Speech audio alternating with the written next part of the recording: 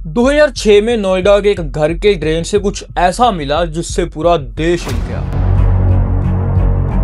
Human bones, sculls, कपड़े के टुकड़े और एक कहानी जिसे मीडिया ने तुरंत सेंसेशनल बना दिया और नाम दिया द कैनिबल ऑफ निथारी। मैंने उसी टाइम तुरंत काट करके और इसका मैंने बाजू और ये सीने का एक पीस भी खाया था। The verdict against Moninder Pandher has come as a surprise for the CBI, which is skulls and bones of 16 people near Maninder Singh Pandher's house in Nithari village of Noida। एक आदमी जिसका नाम था सुरेंद्र कोहली और जिस घर में वो काम करता था उस घर का मालिक मोनिंदर सिंह पांधेर, और लोगों में चिल्ला चिल्ला के बोलने लगे कि इनको फांसी दो, फांसी दो, फांसी दो।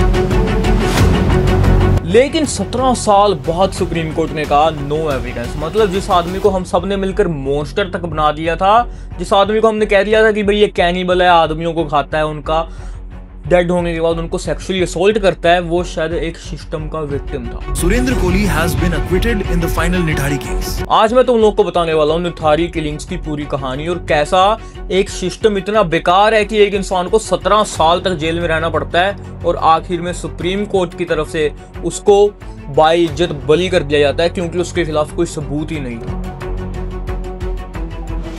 तो ये कहानी शुरू होती है दिसंबर 2006 में। नोएडा सेक्टर 31 की एक कहानी है। एक घर के बाहर लोगों को अजीब सी बदबू आने लगती है। पुलिस वहां पे जाती है, वहां की ड्रेन खुदवाती है और वहां से ना पहले कंप्लेंट्स आनी शुरू हो गई थी कि यहाँ पे बच्चे गायब हो रहे हैं, बट पुलिस इतना ध्यान नहीं दे रही थी क्योंकि वो बच्चे बहुत ही गरीब घर से आते थे, तो पुलिस ने भी इतना ध्यान नहीं दिया। और फिर बाद में जब बदबू आनी शुरू हुई तो वहां के ड्रेन खुदवाए गए तो वहां से निकले ह्यूमन रिमेन्स, यानी कि आदमी का किसी का स्कल, किसी का हाथ। जिस घर के ड्रेन से पीछे ये सब कुछ हो रहा था वो घर था एक बिजनेसमैन का जिसका नाम था मोनिंदर सिंह पंधेर, और उसके घर में काम करता था एक डोमेस्टिक हेल्प जिसका नाम था सुरेंद्र कोहली। पुलिस ने उन दोनों को तुरंत ही अरेस्ट कर लिया और जब कोहली से पूछा गया तो उसने कन्फेस भी कर लिया कि हाँ भाई मैंने ही करा है, मेरे साथ बचपन में बहुत गलत हुआ था, उससे मैंने अपने चाचा को मार दिया, उसके बाद मैंने और लोगों को मारा। उसने सब कन्फेस कर दिया। बट जब ये बात कोर्ट तक पहुंची तो उसके बोला गया कि मुझसे जबरदस्ती कन्फेशन लिखवाया गया है। तो अगर 2006 का टाइम तुम लोगों को थोड़ा बहुत भी याद हो या थोड़ा बहुत भी आइडिया हो, तब फोन इतने होते नहीं थे और हर न्यूज चैनल को टीआरपी के लिए कुछ ना कुछ सेंसेशनल बनानी होती थी। तो 2006 में मीडिया ने केस को टीआरपी मशीन बना दिया। एवरी चैनल वांट ड्रामा, भाई सबको ड्रामा चाहिए था, और बिना ट्रायल बिना सबूत के कोहली को देश का विलेन बना दिया। और जब मीडिया ट्रायल होता है ना भाई, एक तो होता है कोर्ट ट्रायल कि कोर्ट डिसाइड करेगा, भाई होता है मीडिया ट्रायल जब मीडिया ही डिसाइड कर लेती है कि भाई तू ही विक्टिम है, तेरे को पकड़ के जेल में डालेंगे, और उसी को आदमी को जेल में डाल दिया जाता है। और उसके साथ मीडिया ट्रायल, मीडिया इतना प्रेशर बनाती है कि इसको पकड़ो डालो, और पब्लिक आउटरीच अपने पीक पर था। पुलिस ने प्रेशर था कि इस केस को जल्दी सोल्व करो, और जैसे हमारा सिस्टम में होता है कन्फेशन निकालो, केस क्लोज करो, डन डन डन। बट भाई ना कोई डीएनए प्रूफ मिला, ना कोई फोरेंसिक एविडेंस मिला, सिर्फ एक कन्फेशन, और उसी के बेस पर उसको डेथ पेनल्टी सुना दी, यानी कि इसको फांसी लटका दो। तुम सोच रहे हो कि हमारा सिस्टम कितना बेकार हो सकता है कि जब कोई डीएनए प्रूफ नहीं है, कोई फोरेंसिक एविडेंस नहीं है, कोई आई विटनेस नहीं है, सिर्फ एक कन्फेशन के बेस पे, और वो भी क्योंकि मीडिया का इतना ज्यादा प्रेशर था, उसको डेथ पेनल्टी सुना दी। भाई ये कैसा देश हुआ भाई। 2009 से 2017 के बीच सीबीआई ने मल्टीपल चार्जशीट फाइल की। हर एक मिसिंग चाइल्ड के लिए अलग ट्रायल हुआ और हर बार सिर्फ रिजल्ट क्या निकलता कि कोहली को गिल्टी प्रूव कर दो। जितने भी बच्चे गायब हुए थे सबकी चार्जशीट फाइल करी और सबका रिजल्ट यही निकाल दिया कि कोहली, सुरेंद्र कोहली ने सब कुछ करा है। और पंधेर जो उस घर का मालिक था उसको भी कन्विक्ट किया गया, लेकिन बाद में सबूत ना मिलने पर उसको तो कोर्ट ने एक्विट कर दिया। वो मैं तुमको आगे बताऊंगा कैसे करा। बट कोहली के लिए कोई मर्सी ही नहीं थी भाई, क्योंकि एक गरीब घर का डोमेस्टिक हेल्प था वो, जिसका लॉयर भी कोर्ट ने अपॉइंट करा था। वो कैसे लड़ता सीबीआई जैसे पावरफुल सिस्टम के खिलाफ। अब मैं तुम लोगों को बताता हूँ कि इस पूरी इन्वेस्टिगेशन में कितने ज्यादा फ्लॉज थे। लोकल पुलिस ने मिसिंग कंप्लेंट्स इग्नोर कर दी थी। जब स्टार्टिंग में मिसिंग कंप्लेंट्स आई तो लोकल पुलिस ने इग्नोर ही कर दी, क्योंकि भाई गरीब गुज्जी झोपड़ी वालों के घर थे, पुलिस ने इतना ध्यान दिया नहीं। और जब सबूत मिले तो पैनिक में इन्वेस्टिगेशन हुई बिना प्रॉपर प्रोसीजर के। जो प्रॉपर प्रोसीजर होता है इन्वेस्टिगेशन का वो भी नहीं फॉलो किया गया। फोरेंसिक रिपोर्ट्स इंक्लूसिव थी लेकिन इग्नोर कर दी गई। फोरेंसिक रिपोर्ट्स को अच्छे से मापा नहीं गया, अच्छे से देखा नहीं गया, और कन्फेशन को ही प्रूफ मान के उसको मान लिया कि भाई इस बंदे की सब कुछ करा है।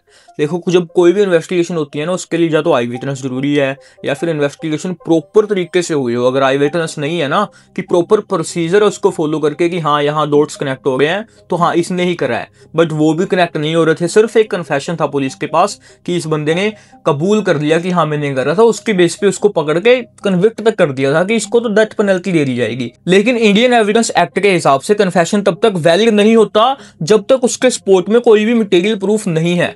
तो अगर कोई किसी ने कन्फेशन दे भी दिया बट उसकी सपोर्ट में तुम ये नहीं प्रूफ कर पा रहे कि इसका कन्फेशन बिल्कुल सही है, तो उस कन्फेशन का कोई फायदा नहीं है। बट तुम फिर भी देखो यार, फिर भी सुरेंद्र कोहली जी को डेथ सेंटेंस दे दी गई, और आज भी अगर तुम इंटरनेट पे जाओगे पूरा देश उनको मानकर बैठा है कि भाई इसने करा था, कोर्ट ने गलत इसको छोड़ दिया। बट ये तुम कौन तो डिसाइड करने वाली है? तो सुप्रीम कोर्ट बैठा है भाई, उसने डिसाइड करा ना कि इन्वेस्टिगेशन प्रॉपरली हुई नहीं, तो उसने अगर अक्यूट करा उसको तो कुछ सोच के करा होगा। अक्टूबर 2023 में 17 साल बाद इलाहाबाद हाई कोर्ट ने केस को दोबारा खोला और उन्होंने कहा इन्वेस्टिगेशन में सीरियस लैप्सेस हैं, इन्वेस्टिगेशन अच्छे से नहीं हुई है, और प्रोसिक्यूशन जो सरकारी वकील था वो भी कोई सबूत नहीं दे पाया। और कोर्ट ने कहा सिर्फ कन्फेशन के बेस पे हम किसी को कन्विक्ट नहीं किया जा सकता।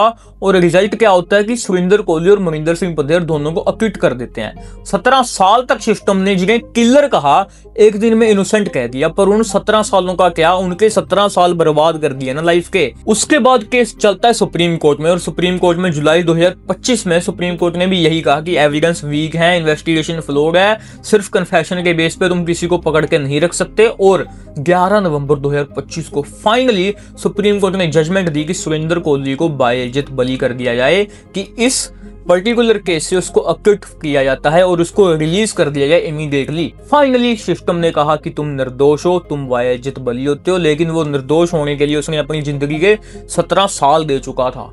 तुम देख रहे हो कि हमारा सिस्टम कितना बेकार हो सकता है कि एक आदमी को कन्फेशन के बेस पे 17 साल तक जेल में रखा हो, सिर्फ क्या सबूत, कन्फेशन और मीडिया ट्रायल्स। मीडिया ने इतना प्रेशर बना दिया, जनता का पीयर प्रेशर बन गया। क्या भाई, क्या सिस्टम है भाई ये। इस कहानी की मदद से मैं तुमको ये नहीं बताना चाह रहा कि वो अक्यूज था, गलत था, सही था, वो मैं कौन होता हूँ डिसाइड करने वाला। तो सुप्रीम कोर्ट ने डिसाइड कर दिया कि वो अक्यूज था, सिर्फ 17 साल उसकी जिंदगी बर्बाद करे। मैं तुमको बताना क्या चाह रहा हूँ कि ये सिर्फ एक इंसान की कहानी नहीं है, ये हमारे सिस्टम की कहानी है। सोचिए अगर एक आदमी के खिलाफ सबूत ही नहीं था तो उसे डेथ सेंटेंस कैसे मिल गया भाई? क्या कोई अकाउंटेबिलिटी होगी इस बात की? क्या उन ऑफिसर पे एक्शन लिया जाएगा जिन्होंने उस पर इतने गंदे आरोप लगा दिए? और क्या वो मीडिया हेडलाइंस क्या वो वापस हो पाएंगी जिसमें सब मीडिया वालों ने बोल दिया था कि भाई ये तो बंदा कैनिबल है? ये केस एक रिमाइंडर है कि अगर पुलिस और जुडिशरी में अकाउंटेबिलिटी नहीं आई तो कोई भी सुरेंद्र कोहली बन सकता है। क्या पता कल को तुमको या फिर मेरे को उठा के जेल में डाल दें। आज के टाइम पे कोहली फ्री हो चुका है, मुझे बहुत खुशी है भाई। किसी को तुमने 17 साल बर्बाद किए किसी की जिंदगी के, बट फाइनली इंडिया के सिस्टम ने, सुप्रीम कोर्ट ने उसको जस्टिस दिया। 17 साल बाद जेल में रहने के बाद सिस्टम ने कहा सॉरी हमसे गलती होगी, लेकिन उसका टाइम, उसका यूथ, वो स्टिग्मा, वो आज भी उसको लोग गंदी नजर से देखेंगे, वो वापस नहीं आ सकता। अंग्रेजी में एक कहावत है कि justice delayed is justice denied. ये सिर्फ डायलॉग नहीं है, ये रियलिटी है तुम्हारे सामने। और जब तक इंडिया में पुलिस रिफॉर्म्स, फोरेंसिक ट्रांसपेरेंसी और भाई वो पुलिस वाले जो अच्छे से काम करेंगे तभी जाके सिस्टम अच्छे से आगे बढ़ पाएगा। जुडिशियल अकाउंटेबिलिटी नहीं होती तब तक ये कहानियां दोबारा लिखी जाएंगी, दोबारा ऐसी कोई कहानी आएगी। अगर तुमको भी लगता है कि सिस्टम चेंज होना चाहिए तो इस वीडियो को शेयर कर दो, बिकॉज अवेयरनेस फैलाना ही हमारा पहला स्टेप है सिस्टम को चेंज करने का। मैं हूं विवान और ये थी एक कहानी एक सिस्टम की जो इंसाफ देता है 17 साल के बाद। तुम इस चैनल को सब्सक्राइब कर सकते हो अगर तुमको मेरी वीडियो अच्छी लगती है तो।